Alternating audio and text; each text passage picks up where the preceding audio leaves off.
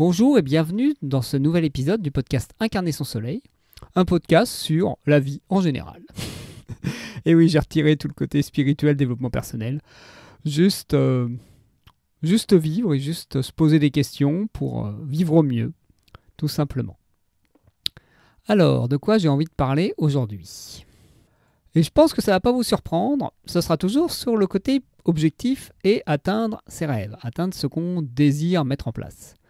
Parce que oui, là, je suis dans une époque de construction, que ce soit mon podcast ou la refonte, on va dire, de mon projet professionnel. Et bien sûr, ça demande d'agir. Parce que c'est bien de visualiser, de projeter, d'avoir des envies, d'essayer de s'inspirer et d'imaginer pour savoir la direction qu'on a envie de poser. Mais au bout d'un moment, il faut poser des actes.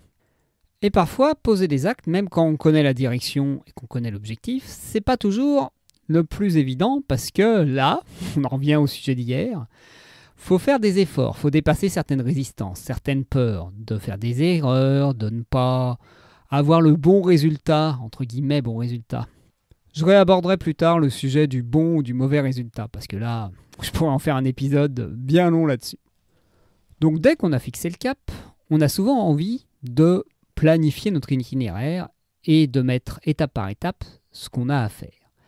Et souvent, pour ça, on va aller chercher des infos à l'extérieur, que ce soit pour un voyage concret ou que ce soit pour un projet. Et c'est là que des fois, on peut perdre un peu l'alignement avec son propre fonctionnement.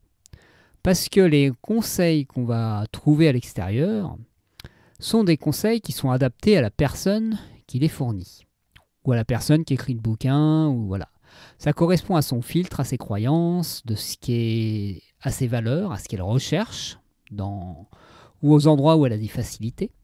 Par exemple, quelqu'un qui vous conseille des voyages, des lieux à visiter, et qui est passionné pour le fait de rencontrer des gens, d'aller à la rencontre des gens, etc., elle n'aura pas la même description et les mêmes conseils que quelqu'un qui est passionné d'histoire, ou quelqu'un qui est passionné de technologie, ou quelqu'un qui est passionné de nature. Ils ne vont pas vous donner les mêmes conseils ou les mêmes étapes, ou les mêmes priorités à mettre en place. Et pour un projet personnel, c'est pareil. Quelqu'un qui a fait des années d'études dans le marketing, qui a fait des années de création de business plan ou autre, il va avoir beaucoup de facilité à, par exemple, essayer de définir son auditeur type ou son futur client, et que ce ne sera peut-être pas quelque chose qui vous sera évident pour vous, sera facile, et donc ça peut vous créer, paradoxalement, si c'est la première étape, un frein à aller dans la destination de votre rêve, alors que, par exemple, pour monter une entreprise, surtout si c'est un projet qui n'a pas besoin d'un gros financement, on peut déjà essayer comme ça, sans y mettre de budget. C'est souvent ce qu'ils conseillent d'ailleurs dans l'entrepreneuriat, c'est de créer un premier produit minimum viable. Et donc vraiment lancer petitement le projet. Par exemple, pour Amazon, la légende raconte qu'ils avaient fait juste un tableau Excel sur Internet avant de lancer Amazon, en diffusant un peu à une liste de contacts pour voir s'il allait avoir des commandes, parce qu'il y avait quelqu'un de son entourage qui était libraire, et il a eu des réponses. Il a eu des réponses par mail, donc il s'est rendu compte qu'il y avait une offre possible et qu'il y avait une demande. Et donc ça a créé un engouement, ça a créé une dynamique. Si on part de « je vais d'abord faire tout ce qui est bien, je vais tout préparer d'abord, je vais en gros peaufiner, mais sans obligatoirement avoir de retour ou de choses qui me nourrissent dans le processus, ça peut pousser à l'épuisement. Et c'est par exemple pour ça que sur ce podcast, j'ai commencé par enregistrer les épisodes, ce qui est entre guillemets le plus simple pour moi, plutôt que faire de la com, que poser une ligne éditoriale, poser clairement à qui j'ai envie de m'exprimer, quel est mon public, tout ce qui est conseillé dans toutes les formations de podcast. Ou aussi poser une identité visuelle ou poser un petit jingle audio, parce que tout ça, c'est quelque chose qui me prend de l'énergie, qui me fait chier, on va être clair pour l'instant, qui n'est pas prioritaire pour moi, et qui aurait tendance, si je le mettais dans les étapes préalables, à la première publication, ça m'aurait freiné. Donc c'est ça qui est particulier, c'est vraiment Est-ce qu'on peut juste trouver un chemin qui est adapté pour nous, même si pour quelqu'un d'autre, par exemple quelqu'un qui est très créatif, qui est très inspiré par l'esthétique, il va avoir tendance à d'abord vouloir mettre le côté sonore, avoir un petit jingle dans son podcast, ou avoir des moyens de le rendre un peu plus créatif, un peu plus vivant, un peu voilà. Quelqu'un qui va être plus technique, il va essayer d'avoir un super son dès le départ, il va avoir des exigences qui sont tout autres. Moi, mes exigences, c'est juste de m'exprimer. Moi, ma valeur principale dans le podcast, mon besoin principal, c'est de m'exprimer. Donc, j'avais pas besoin de plus. Et vous voyez comme quoi mon besoin, mes valeurs font que ma stratégie n'est pas la même que quelqu'un qui va avoir tout de suite, par exemple, envie de créer une marque autour, d'avoir un projet, de le financer. Je ne dis pas qu'à terme, ça ne va pas être le but, ça ne va pas être un outil de communication pour mon projet professionnel, mais je commence là où je peux. Je commence là où j'en suis. Je fais le premier pas qui est le plus simple pour moi. Et donc, faire les choses dans l'ordre pour moi peut pour l'autre être faire les choses dans le désordre.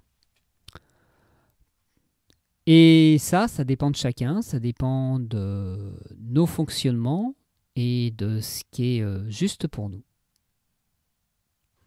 Par exemple, pour passer à l'action, il y a certaines personnes dans le coaching qui recommandent la règle des 5 secondes, c'est-à-dire compter 5 secondes avant de passer à l'acte, dès qu'on a quelque chose sur lequel on hésite. Et ça ne correspond pas évidemment à tous les tempéraments. Il y a des tempéraments pour qui c'est important de se dépasser ou qui ont vraiment atteint une limite dans ce qu'ils vivent à un moment T, et donc qui ont besoin de sortir de leur zone de confort parce que c'est important pour eux. Ça devient une de leurs priorités. Et puis il y en a d'autres qui ont besoin de douceur et qui ont besoin d'équilibre émotionnel et psychologique. Et pour qui ça peut être un peu violent. Moi, c'est mon cas. Je sais que la règle des 5 secondes, c'est un truc que j'appliquerai peut-être quand je sentirai que ce ne sera pas trop violent pour moi.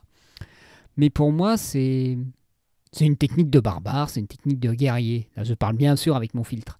C'est une technique un peu qui est bien pour les personnes qui aiment se dépasser, qui aiment pousser leurs limites. Ce qui, pour l'instant, pour moi, est pas dans mon mode de fonctionnement. J'aimerais pouvoir arriver à un fonctionnement comme ça, mais pour l'instant, je n'en suis pas là.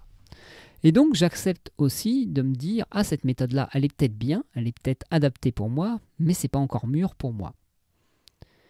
Mais ça ne m'empêche pas pour autant de poser les actes d'une autre manière, d'une manière qui est plus adaptée pour moi, d'une manière un peu plus posée. Par exemple, moi, pour rencontrer des gens, vu que j'ai tendance, là, ces temps-ci, à avoir besoin de rencontrer de nouvelles personnes ayant changé de région, j'ai créé des rendez-vous pour permettre à des gens de venir chez moi et de passer du moment à échanger. J'aurais pu tout simplement essayer de parler aux gens dans la rue ou en allant faire les courses ou en rencontrant ou sur des forums ou sur Facebook ou autre, mais ça aurait été plus difficile pour moi, ça m'aurait demandé plus d'efforts. La résistance était plus forte, voilà. Et donc, comme vous voyez, chacun a son chemin. Donc de là à dire qu'il y a une méthode pour atteindre un chemin, c'est pas trop ma vision des choses. Et dire aussi que les fausses routes pour une personne sont les fausses routes pour tout le monde, je suis pas d'accord non plus. Voilà. J'ai l'impression chacun a des modes de fonctionnement, a des facettes personnelles, a des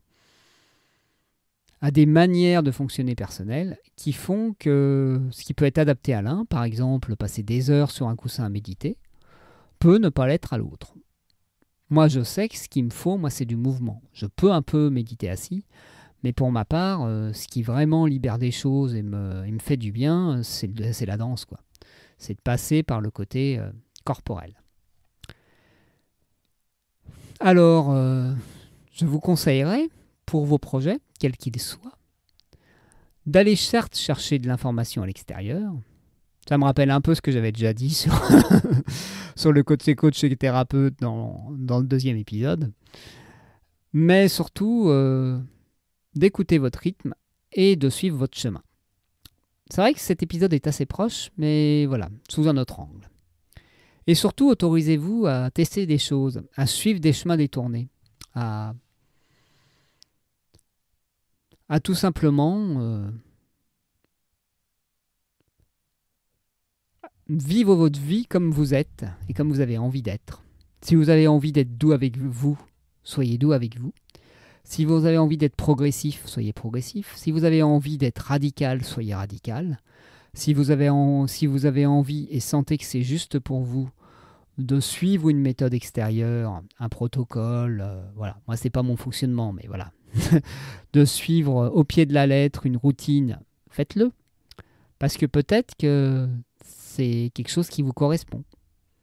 Mais ce qui est aussi intéressant, c'est de régulièrement réessayer des choses qui ne nous convenaient pas à une époque et de voir si on n'avait pas assez évolué pour pouvoir tenter ce chemin qui, maintenant, ne fait pas remonter tant de résistance qu'avant et donc, paradoxalement, peut paraître plus aisé et plus fructueux qu'un chemin que vous avez l'habitude d'aborder.